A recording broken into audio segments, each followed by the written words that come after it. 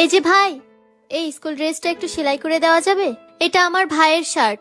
কালোর স্কুলে বার্ষিক পরীক্ষা তো, তাই এখনই সেলাই করে দিলে ভালো হয়। কিন্তু বোন, আমার হাতে এখন অনেক কাজ, এখন তো হবে না, একটু সময় লাগবে। কিন্তু কালকে তো আমার ভাইয়ের পরীক্ষার প্রথম দিন।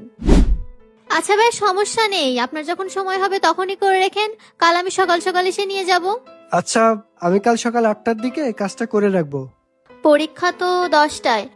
আচ্ছা ঠিক আছে, সমস্যা নেই। আর এই যে টাকাটা আমি পকেটে রেখে দিচ্ছি। আরে বোন, টাকা কালকে দিলেই হবে, সমস্যা নেই। না ভাই, আমার কাছে রাখলে সংসারের কোনো কাজে খরচ হয়ে যাবে। আপনি রাখেন। আচ্ছা ঠিক আছে, আমি কাজটা করে রাখবো। জি, আমি সকাল সকাল চলে আসব।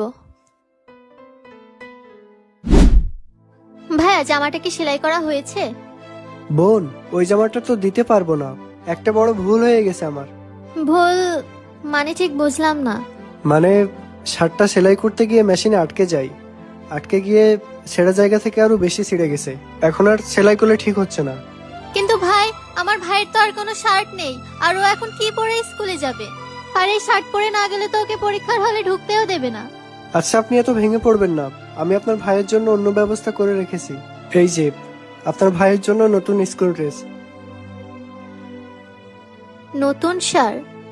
কিন্তু নতুন শার্ট কেনার তো টাকা নেই আমার কাছে। না না, টাকা লাগবে না, আপনার ভাইয়ের শার্টটা আমি নষ্ট করে ফেলেছি, এই শার্টটা আমার পক্ষ থেকে।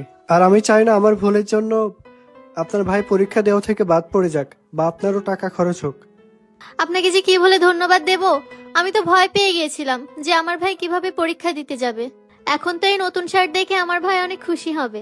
আচ্ছা আমি যাই, 10টা থেকে আবার পরীক্ষা শুরু, হাতে এখন সময়ও নেই। আপনাকে ধন্যবাদ। না না, ধন্যবাদ দিতে হবে না, আমি তো আপনার ভাইয়ের শার্টটা নষ্ট করে ফেলেছিলাম, তারই ক্ষতিপূরণ দিলাম।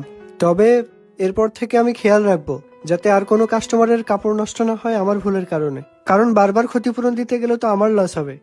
আচ্ছা ভাইয়া, আমি আসি। জিন্না ভাইয়া, আপনি তো অনেকদিন ধরেই কাজ করেন, আপনার তো এমন ভুল হয় না? আর সকাল থেকে আমি তো আপনার এখানেই দাঁড়িয়ে আছি, কই কোনো জামাই তো নষ্ট হতে দেখলাম না। হ্যাঁ, শার্টটা নষ্ট হয়নি, আমি মিথ্যা বলেছি, কারণ মাঝে মাঝে কিছু মিথ্যা কিছু ভালোর জন্য, মানুষের মুখে হাসি ফোটানোর জন্য বলতে হয়। এই শার্টটা আমাকে সেলাই করতে দিয়েছিল, শার্টটার অবস্থা দেখেছেন? এই শার্ট পরে স্কুলে যাওয়া যায়? এই শার্ট সেলাই করে দিলে তো আবার ছেড়ে যাবে। আর সত্যি বলতে মেয়েটার পরিবারের অবস্থা খুব একটা ভালো না, বাপটা প্যারালাইজড হয়ে পড়ে আছে, আর সংসারে এমন কেউ নেই যে ইনকাম করে পরিবারের হাল ধরবে। তাই সে নিজেই মানুষের বাড়ি বাড়ি কাজ করে সংসারের খরচ চালায়, ছোট ভাইয়ের পড়াশোনার খরচ চালায়। আমি শুধু কৌশলে তাকে একটু উপকার করলাম, এই আর